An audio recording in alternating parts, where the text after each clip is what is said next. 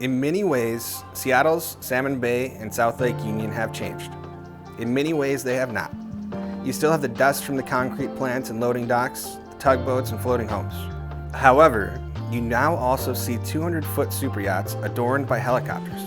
Manicured parks exist where the ruins of used car lots, warehouses, and gas processing plants can still be seen. Float planes arrive at random, magically finding a line between sailboats, kayakers, and paddleboards. It's chaos, it's beautiful, and it's Seattle. Slow to let go of its past, but willing to change. It's a city that still has its soul. The juxtaposition of wealth, history, industry, and everyday people all have one thing in common: the water. And we all get to enjoy it and benefit from its presence.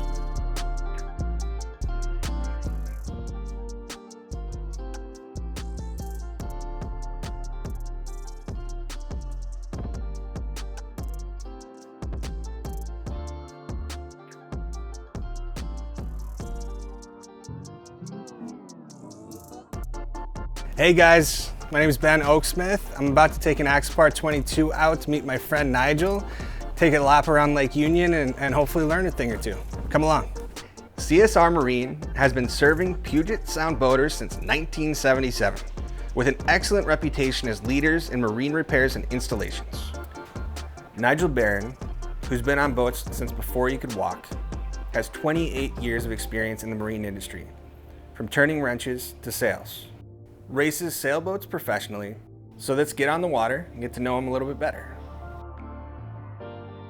So as far as like you being on the water, how did it start? Did you start out as a kid or? Yeah, so okay. I grew up in England, and so the thing with England is, you know, you can never be more than, what do they say, never be more than like, I think it's 70 miles from the water in England. Yeah. And so, you know, we had a boat down, we kept a boat down in Dartmouth, down on the coast. We had a little Sadler 26 or 28, I don't remember. It was what they call a bilge keeler, so it had the two keels, because everything is so tidal there. Yeah. You know, it's like a 20, 30-foot tide, so you'd go up an estuary, you'd grab a mooring ball, the tide would go out, the boat's dry, but it doesn't fall over because it basically sits on its keel. So I grew up sailing, and then when my family moved to the country, I moved out here in time for 6th grade, and I didn't really do any sailing again until I got to college. I had to get a PE credit, and so I was like, oh, that takes sailing. That's how you think, you know. I know how to do that. They won't let me take bowling again, so I'm going to take sailing for my PE credit. And so I went out, you know, and it was like, how to tie a bowline, what's port, what's starboard. I'm just like, oh my God, I'm so bored. And the instructor, who ended up being a great friend of mine that I still keep in touch with, he's like, you want to come out and do a Wednesday night race? I'm like, absolutely. Then I went out and just started sailing all the time.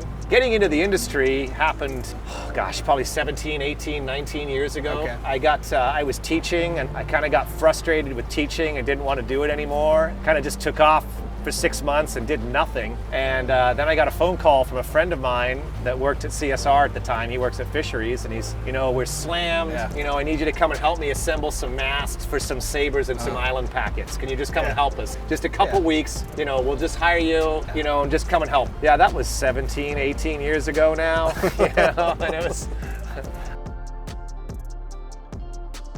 I mean, it was great because I've done everything in the yard. I mean, I started as a rigger, I've done the bottom painting, I've done the fiberglassing and the vacuum bagging, and I've installed the heaters and the electrical. So I mean, certainly that helps with my role now. And it's fun because we get the new guys and like, you know, no, don't lie to me, because I know exactly what it's going to take, because I've actually done this. I don't just sit in the office all the time.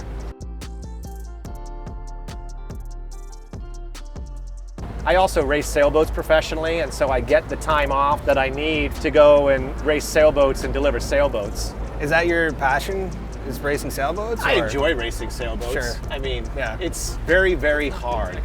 I mean, it's just, I think people think, you know, glamorous, and it's not glamorous. It's not the America's Cup where you go on the water and then you come home like 3 or 4 hours later. Take a shower. You know, we're going to Hawaii, it's you sail for 4 hours, you sleep for 4 hours. You sail for 4 hours, you sleep for 4 hours. And you do that for the 7 days it takes you to get there. And you're never sleeping for 4 hours, because you got to come off, you got to take your gear off, you got to make food. You know, you got to go use the bathroom, which is just a bucket. So it's far from glamorous. There's no running water, take a wet wipe shower every 3rd day, and you know, you just race. And I mean, it's just it's exhausting. It's truly exhausting. And then I deliver the boat home, and that takes about 14 days to get home, but it's a much more relaxed pace. Well, I mean, it sounds terrible, so why do you do it then? I just really like the adventure. Yeah. I just love being out there. Yeah. To me, it just is so basic and intuitive. Not a lot of people do it. I mean, there's people that will freak out when they realize the closest land is straight down. We'll hit a point when we go swimming that we're 1,000 miles from the closest piece of land when we go and stop to go for a swim. Sure. And I mean, it's just the adventure, and it's fun, and it pays well. Yeah. I think I'm an okay sailor, but I have these like America's Cups and Volvo guys on the boat, and it's just, I mean, it's just another level that you don't even know that you're not at until you see these guys and the stuff that they're seeing and they're doing, and it's just like, and they're just always on. That's the other thing. It's just, they're always on. It is balls out the whole time, nonstop. I think our average speed was like 14 knots going to Hawaii. Wow. You know, and our top speed was 32 this last summer. So I mean, it's, you know, 14 knots on a sailboat is, you lose your focus for a little bit and you're laying on your side. So. Oh, and the money, I mean, the technology is, I mean, it's unbelievable. I mean, our boat's 55 feet on the waterline with a 10-foot sprit, and it weighs 20,000 pounds. So, I mean, which is insanely light for a boat that big. Well, how have you seen it change, like Seattle, as far as boating goes? Has it been pretty consistent, or has there been a lot more like modern boats? Well, I mean, I think that, you know, as time progresses, you get less and less of the wooden boats, right? We used to build like the Lake Union Dream boats here, and those things were gorgeous, you know? And so you've got less and less of that. What I've noticed on the boatyard side of things is that the average footage in the last 10 years has increased. You know, maybe 10 years ago, the average new boat was 35, 36 feet. I'd say the average new boat now is 45 feet. You know, so it's gone up. And I mean, I think that's consistent with what's sort of been happening economically around here. The complaint people have is about finding slips for boats. And I mean, you know, our family has boats at Kaneohe Yacht Club in Hawaii. And one of the requirements there is your boat has to leave the slip for 8 hours every quarter. And if you don't make it out for 2 quarters, you lose your slip. Because their thing is, we're not in the business of storing boats. It's a marina, and it's better for everybody if that marina has active use, because then it brings people to the club. You know, it's the boats that people park and forget that are the ones that sink or catch fire. We could free up 20% of the slips at Shilshul if they put in even just an annual requirement that you have to use your boat. It's just not good for the industry. I mean, you know, brokers would get to sell more boats if there were more slips to put them in. Oh, definitely. You know, and that's why a lot of people are moving out to the peninsula because there's more availability of slips. I mean, there's wait lists at Elliott Bay and Shilshul, and I actually asked the harbor master, what's the end tie wait list down at Elliott Bay? And he said 10 years. You're not going to get a slip. No, and I think that was probably a generic off-the-cuff answer, and I wouldn't be surprised if it was longer than that. No, totally. Well, I'm thinking about like the direction of boats. Where do you see it headed? Do you see it like electrification being the future? Like, I think so, but I mean, I think the thing that's still holding back electrification is that while lithium ion is becoming a lot more prevalent, it's still a technology in its infancy. There's a lot of confusion. There's a lot of people that think that, well, you know, like Battleborn, they make a great battery, but Battleborn's sort of thing is that they're making a lithium ion that's the same footprint as the lead acid or AGM battery. There's a lot of people that think, oh, I'll just take this, you know, AGM battery out and put this lithium ion battery in and I'm good to go.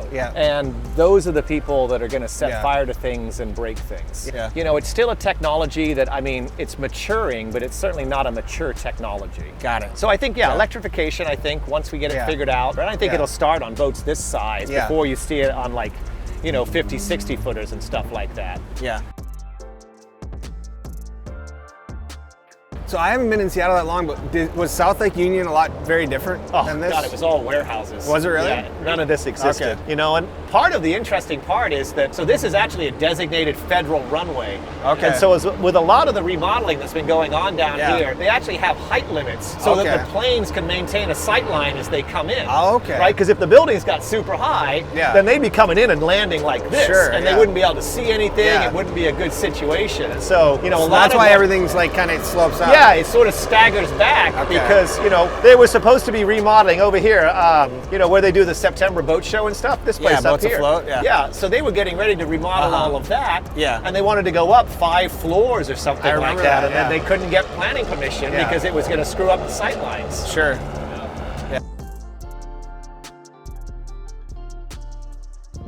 Well, so I'd say the most important tip is a simple tip, and I think it's a tip that everybody should follow in life, and it's basically just don't panic. They're boats. you can fix boats, you can't fix people. So don't panic and focus on the most important piece, which is the safety of the crew. And I mean, accidents happen, right? I mean, and so I think that's my best advice for anybody is just don't panic. Think it through and you can usually find a fix. And I mean, everything else just starts with don't panic and enjoy it. Yep. You know, it's supposed to be building memories and it's supposed to be fun.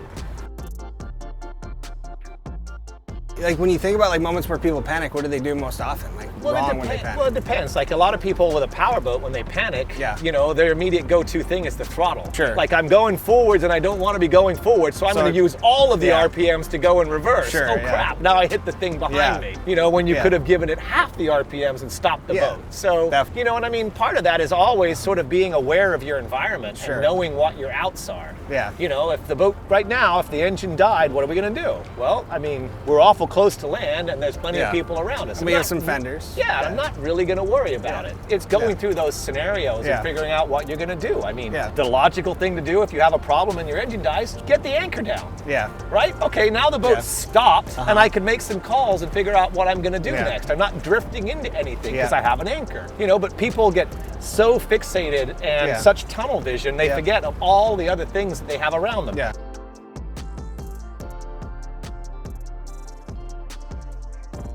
And what's most important to you in your work? Like, what do you value most in like the work that you do? I mean, we're helping people enjoy the assets and the boats that they have. I mean, for me, I mean, you know, one of the best things is, you know, when people, you know, get in an accident with their boat or run it aground and they're just, you can see the shocked look in their face. And then they come and pick the boat up and they're like, okay, is that a different boat? What'd you do? Did you swap it out? You know, and that's always a really good feeling. It's to the point that they can't even tell that the boat was ran into a bridge and, you know, almost destroyed, and now it looks like a brand new boat again. So that's really cool. And then just helping people go through the process, you know, when they buy a new boat. What should I add? I mean, a very common question is like, I just bought a new sailboat or I just bought a new powerboat. You know, this is what it comes with. What am I missing? Sure. And the other thing is for me, it's the thing that's kept me with it is it's truly going to be different every day. Sure. You know, never underestimate the power of people to come up with new things to do to boats, right? Sure. You know, I mean, so that's the part I enjoy is it's just always going to be different, you know? And I mean, I've been doing this long enough now that I know everybody. So it's like I'm working on our boat on Saturday at Shill Shoal. My phone rings. Yeah. And I missed it, and then I get a picture of a sailboat laying on its side on Blakely Rock. I saw that. Yeah. I was out there. Yeah, and so I was like, I know who that is, and I know they're going to Maverick? And it's hauled out of the water at the moment at the yard. Is it? Yeah, so it came in last night because I got the call. It's like, So, I mean, that's the stuff that happens, and it's just the stuff that keeps it, you know, I mean, we have to laugh sometimes, you know. We hauled a powerboat out today. I've never seen electrolysis so bad on the props. I could go up and I could literally just break pieces of the propellers off. Wow. It was so done. Wow. I've never seen one where I could just go up with my hand and break pieces of the propeller off. It was so bad. Did it come in under its own power? Yeah, oh yeah. And the guy's like, there's this crazy vibration. And when you haul it out, I wonder why. There's this crazy vibration. There you go. Look at that. Oh, or never even thought that could be the problem.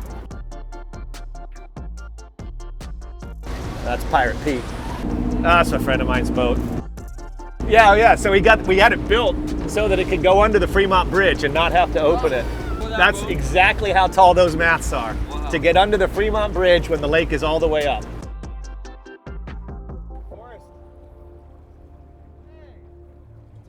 Not much, man. Nice day for it. Yeah, sort of. I'm working as hard as you are. Yeah.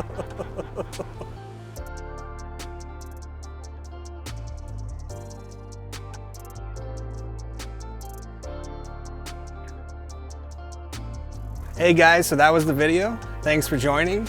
Hope you enjoyed meeting Nigel. Stay tuned for the next one. Looking forward to seeing you then.